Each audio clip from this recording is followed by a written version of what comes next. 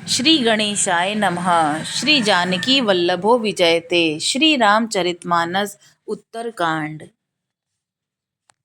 हे पक्षीराज गरुड़ जी, श्री राम जी की कृपा अपनी मूर्खता की बात कहता हूँ और मन लगाकर सुनिएगा। जब जब श्री रामचंद्र जी मनुष्य शरीर धारण करते हैं और भक्तों के लिए बहुत सी लीलाएं करते हैं, तब तब मैं अयोध्यापुरी जाता हूँ और उनकी बाल लीला देख करके हर्षित होता हूँ। वहां जाकर मैं जन्म महोत्सव देखता हूँ और भगवान की शिशु लीला में लुभा कर 5 वर्ष तक वहीं रहता हूँ। बालक रूप श्री रामचंद्र जी मेरे इष्ट देव हैं, जिनके शरीर में अरबों कामदेवों की शोभा है। हे गरुड़ जी, अपने प्रभु का मुख देख देकर मैं नेत्रों को सफल करता हूँ। छोटे से कौवे का शरीर धरकर और भगवान के साथ साथ फिरकर मैं उनके भांति भांति के बाल चरित्रों को देखा करता हूँ। लड़कपन में वे जहां जहां फिरते हैं, वहां वहां मैं उनके साथ साथ उड़ता हूँ और आंगन में उनकी जो जूठन पड़ती है वही खाकर उड़ जाता हूँ। एक बार श्री रघुवीर जी ने सब चरित्र बहुत अधिकता से किए। प्रभु की इस लीला का स्मरण करते ही काक भुषुंडी जी का शरीर प्रेमानंदवश पुलकित हो गया। भुषुंडी जी कहने लगे कि हे पक्षीराज सुनिए, श्री राम जी का चरित्र सेवकों को सुख देने वाला है। अयोध्या का राजमहल जिस प्रकार सब प्रकार से सुंदर है, सोने के महल में नाना प्रकार के रत्न जड़े हुए हैं। सुंदर आंगन का तो वर्णन ही नहीं किया जा सकता, जहां पर चारों भाई नित्य खेलते हैं। माता को सुख देने वाले बाल विनोद करते हुए श्री रघुनाथ जी आंगन में विचर रहे हैं। मरकत मणि के समान हरिताभ श्याम और कोमल शरीर है। अंग अंग में बहुत से कामदेवों की शोभा छाई हुई है। नवीन लाल कमल के समान लाल लाल कोमल चरण हैं। सुंदर उंगलियां हैं और नख अपनी ज्योति से चंद्रमा की कांति को हरने वाले हैं। तलवे में वज्रादि वज्र अंकुश ध्वज और कमल के 4 सुंदर चिन्ह हैं। चरणों में मधुर शब्द करने वाले सुंदर नुपुर हैं। मणि और रत्नों से जड़ी हुई सोने की बनी हुई सुंदर करगनी का शब्द सुहावना लग रहा है। उदरपुर सुंदर 3 रेखाएं त्रिवली हैं। नाभि सुंदर और गहरी हैं और विशाल वक्ष स्थल पर अनेकों प्रकार के बच्चों के आभूषण और वस्त्र सुशोभित हैं। लाल लाल हथेलियां, नख और अंगुलियां मन को हरने वाले हैं और विशाल भुजाओं पर सुंदर आभूषण हैं। बाल सिंह, सिंह के बच्चे के से कंधे और शंख के समान 3 रेखाओं से युक्त गला है। सुंदर ठोड़ी है और मुख तो छवि की सीमा ही है। कलबल तोतले वचन हैं, लाल लाल होंठ हैं, उज्जवल सुंदर और छोटी छोटी ऊपर और नीचे 2 2 दंतुलियां हैं। सुंदर गाल, मनोहर नासिका और सब सुखों को देने वाले चंद्रमा की अथवा सुख देने वाली समस्त कलाओं से पूर्ण चंद्रमा की किरणों के समान मधुर मुस्कान है। श्री राम जी के नीले कमल के समान नेत्र जन्म मृत्यु के बंधन से छुड़ाने वाले हैं। ललाट पर गोरोचन का तिलक सुशोभित है। भौहें टेढ़ी हैं और कान सम और सुंदर हैं। काले और घुंघराले केशों की छवि छा रही है। पीली और महीन जंगली शरीर पर दी शोभा दे रही है। उनकी किलकारी चितवन मुझे बहुत ही प्रिय लगती है।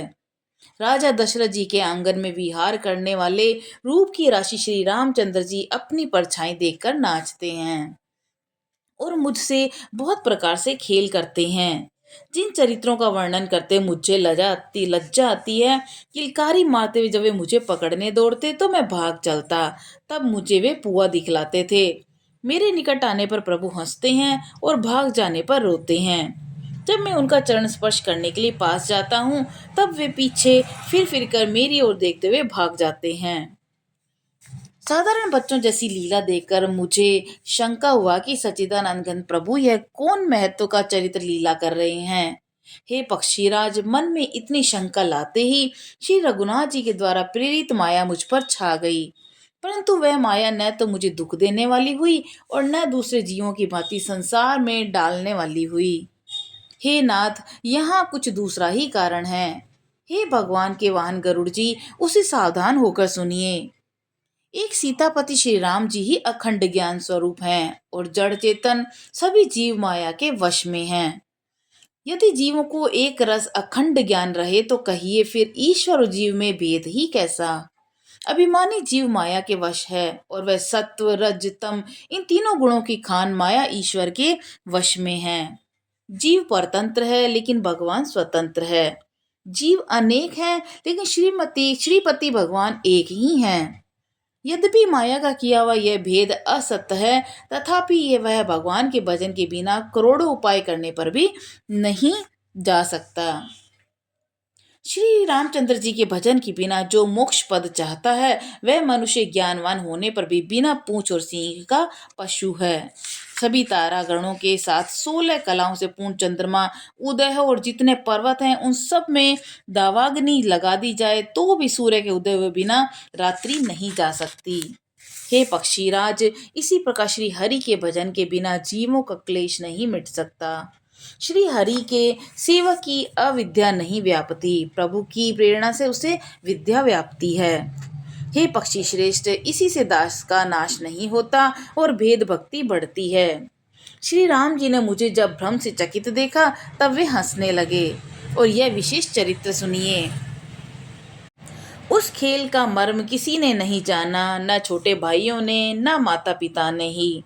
वे श्याम शरीर वाले और लाल लाल हथेली और चरण तल वाले बाल रूप श्री राम जी घुटने और हाथों के बल मुझे पकड़ने को दौड़े। हे सर्पों के शत्रु गरुड़ जी, तब मैं भाग चला और श्री राम जी ने मुझे पकड़ने के लिए भुजा फैलाई। मैं जैसे जैसे आकाश में दूर उड़ता वैसे वैसे ही वहां श्री हरि की भुजा को अपने पास देखता था। मैं ब्रह्मलोक तक गया और जब उड़ते हुए मैंने पीछे देखा तो हे तात, श्री राम जी की भुजा और मुझ में केवल 2 ही अंगुल का फर्क था। सातों आवरणों को भेद कर जहां तक मेरी गति थी वहां तक मैं गया, पर वहां भी प्रभु की भुजाएं मैं अपने पीछे देखकर मैं व्याकुल हो गया। जब जब मैं भयभीत हुआ तब मैंने आंखें मूंद ली और फिर आंख खोलकर देखते ही अवधपुरी में पहुंच गया। मुझे देखकर श्री राम जी मुस्कुराने लगे। उनके हंसते ही मैं तुरंत उनके मुख में चला गया। हे पक्षीराज सुनिए, मैंने उनके पेट में बहुत से ब्रह्मांडों के समूह देखे। वहां उन ब्रह्मांडों में अनेकों विचित्र लोक थे जिनकी रचना एक से एक बढ़के थी। करोड़ों ब्रह्मा जी, शिव जी, अनगणित तारागण, सूर्य और चंद्रमा, अनगणित लोकपाल, यम और काल, अनगणित विशाल पर्वत और भूमि थे।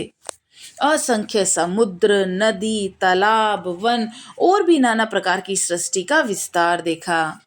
देवता, मुनि, सिद्ध, नाग, मनुष्य, किन्नर, चारों प्रकार के जड़ और चेतन जीव दिखे। जो कभी न देखा था, जो कभी न सुना था, जो मन में भी नहीं समा सकता था, अर्थात जिसकी कल्पना भी नहीं की जा सकती थी, वही सब अद्भुत सृष्टि मैंने देखी। तब उसका किस प्रकार वर्णन किया जाए। मैं एक एक ब्रह्मांड में एक एक 100 वर्ष तक रहता। इस प्रकार मैं अनेकों ब्रह्मांड देखता फिरा।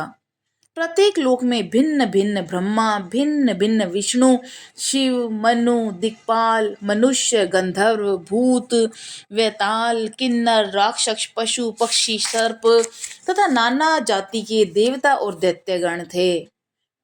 सभी जीव वहां दूसरे ही प्रकार के थे। अनेक पृथ्वी, नदी, समुद्र, तालाब, पर्वत, सब सृष्टि वहां दूसरी ही दूसरी प्रकार की थी। प्रत्येक ब्रह्मांड में मैंने अपना रूप देखा और अनेकों अनुपम वस्तुएं देखी। प्रत्येक भुवन में न्यारी ही अवधपुरी और भिन्न ही सरयू जी और भिन्न प्रकार के ही नर नारी थे। हे तात सुनिए, दशरथ जी, कौशल्या जी, भरत जी आदि भाई भी भिन्न भिन्न रूपों में थे।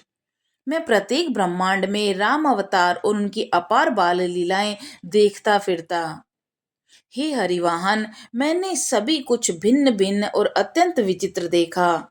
मैं अनगणित ब्रह्मांडों में फिरा, पर प्रभु श्री रामचंद्र जी को मैंने दूसरी तरह का नहीं देखा। सर्वत्र वही शिशुपन, वही शोभा, वही कृपाल श्री रघुवीर। इस प्रकार मोह रूपी पवन की प्रेरणा से मैं भुवन भुवन में देखता फिरता था। अनेक ब्रह्मांडों में भटकते हुए मुझे मानो 100 कल्प बीत गए। फिरता फिरता मैं अपने आश्रम में आया और कुछ काल वहां रहकर बिताया। फिर जब अपने प्रभु का अवधपुरी में जन्म अवतार सुन पाया, तब मैं प्रेम से परिपूर्ण होकर मैं हर्ष पूर्वक उठ दौड़ा। जाकर मैंने जन्म महोत्सव देखा, जिस प्रकार मैं पहले वर्णन कर चुका हूँ। श्री रामचंद्र जी के पेट में मैंने बहुत से जगत देखे, जो देखते ही बनते हैं और वर्णन ही नहीं किए जा सकते। वहां फिर मैंने सुजान माया के स्वामी कृपालु भगवान श्री राम को देखा। मैं बार बार विचार करता था, मेरी बुद्धि मोह रूपी कीचड़ से व्याप्त थी। यह सब मैंने 2 ही घड़ी में देखा। मन में विशेष मोह होने से मैं थक गया। मुझे व्याकुल देखकर तब कृपाल श्री रघुवीर हंस दिए। हे धीर बुद्धि गरुड़ जी, सुनिए। उनके हंसते ही मैं उनके मुंह से बाहर आ गया। श्री रामचंद्र जी मेरे साथ फिर वही लड़कपन करने लगे और मैं करोड़ों असंख्य प्रकार से मन को समझाता था, पर शांति नहीं पाता था। इस प्रकार यह बाल चरित्र देखकर और पेट के अंदर देखी हुई उस प्रभुता का स्मरण करके मैं शरीर की सुध भूल गया और हे आर्तजनों के रक्षक, रक्षा कीजिए पुकारता हुआ पृथ्वी पर गिर पड़ा। मुख से बात निकलती नहीं थी। उसके बाद प्रभु ने मुझे प्रेम विह्वल होकर अपनी माया की प्रभुता प्रभाव को रोक लिया। प्रभु ने अपना कर कमल मेरे सर पर रखा और दीन दयालु ने मुझे संपूर्ण मेरे दुख हर लिए। सेवकों को सुख देने वाले कृपा के समूह कृपा में श्री राम जी ने मुझे मोह से सर्वथा रहित कर दिया। उनकी पहले वाली प्रभुता को विचार विचार कर याद कर करके मेरे मन में बहुत भारी भारी हर्ष हुआ और प्रभु की भक्त वत्सलता देखकर मेरे हृदय में बहुत ही प्रेम उत्पन्न हुआ। फिर मैंने आनंद से नेत्रों में जल भरकर पुलकित होकर और हाथ जोड़कर बहुत प्रकार से विनती की। मेरी प्रेम युक्त वाणी सुनकर और अपने दास को दीन देखकर रमा निवास श्री राम जी सुखदायक और गंभीर कोमल वचन बोले। हे खाक भुषुंडी, तू मुझे अत्यंत प्रसन्न जानकर वर मांग। अणिमा आदि अष्ट सिद्धियां, दूसरी रिद्धियां और संपूर्ण सुखों की खान और मोक्ष, ज्ञान विवेक वैराग्य विज्ञान, अनेकों गुण जो जगत में मुनियों के लिए भी दुर्लभ हैं, ये सब मैं आज तुझे दूंगा, इसमें संदेह नहीं। जो तेरे मन भावे सो मांग ले। प्रभु के वचन सुनकर मैं बहुत ही प्रेम में भर गया। तब मन में अनुमान करने लगा कि प्रभु ने सब सुखों के देने की बात कही, यह तो सत्य है, पर अपनी भक्ति देने की बात नहीं कही। भक्ति से रहित सब गुण और सब सुख वैसे ही फीके हैं, जैसे नमक के बिना बहुत प्रकार के भोजन के पदार्थ। भजन से रहित सुख किस काम के। हे पक्षीराज, ऐसे विचार कर मैं बोला कि हे प्रभु, यदि आप प्रसन्न होकर मुझे वर देते हैं और मुझ पर कृपा और स्नेह करते हैं, तो हे स्वामी, मैं अपना मन भाया वर मांगता हूँ। आप उदार हैं और हृदय के भीतर की जानने वाले हैं। आपकी जिस प्रगाढ़ और विशुद्ध अनन्य निष्काम भक्ति को श्रुति और पुराण गाते हैं, जिसे योगेश्वरी मुनि खोजते हैं और प्रभु की कृपा से कोई विरला ही जान पाता है, हे भक्तों के मन इच्छित फल देने वाले कल्प वृक्ष, हे शरणागत के हितकारी, हे कृपा सागर, हे सुख के धाम श्री राम जी, दया करके मुझे अपनी वही भक्ति दे दीजिए। एवं मस्तु ऐसा ही हो, कहकर रघुवंश के स्वामी परम सुख देने वाले वचन बोले कि हे काक सुन, तू स्वभाव से ही बुद्धिमान है और ऐसा वरदान कैसे न मांगता। तूने सब सुखों की खान भक्ति मांग ली। जगत में तेरे समान बड़भागी कोई नहीं है। और वे मुनि जो जप और योगा की अग्नि से शरीर जलाते रहते हैं, करोड़ों यत्न करके भी जिसकी भक्ति को नहीं पाते, वहां वही भक्ति तूने मांग ली। तेरी चतुरता देखकर मैं रीझ गया। यह चतुरता मुझे बहुत ही अच्छी लगी। हे पक्षी सुन, मेरी कृपा से अब समस्त शुभ गुण तेरे हृदय में बसेंगे। भक्ति ज्ञान विज्ञान वैराग्य योग, मेरी लीलाएं और उनके रहस्य तथा विभाग, इन सब के भेद को तू मेरी कृपा से ही जान जाएगा। तुझे साधन का कष्ट नहीं होगा। माया से उत्पन्न सब भ्रम अब तुझको नहीं व्यापेंगे। मुझे अनादि अजन्मा अगुण और प्रकृति गुणों से रहित और गुणातीत दिव्य गुणों की खान ब्रह्मा जानना। हे काक सुन, मुझे भक्त निरंतर प्रिय हैं। ऐसा विचार कर शरीर वचन और मन से मेरे चरणों में अटल प्रेम करना। अब मेरी सत्य सुगम और वेदादि के द्वारा वर्णित परम निर्मल वाणी सुन। मैं तुझको यह निज सिद्धांत सुनाता हूँ। सुनकर मन में धारण कर और सब तज कर मेरा भजन कर। बोलो सियावर रामचंद्र जी की जय, पवन सुत हनुमान जी की जय।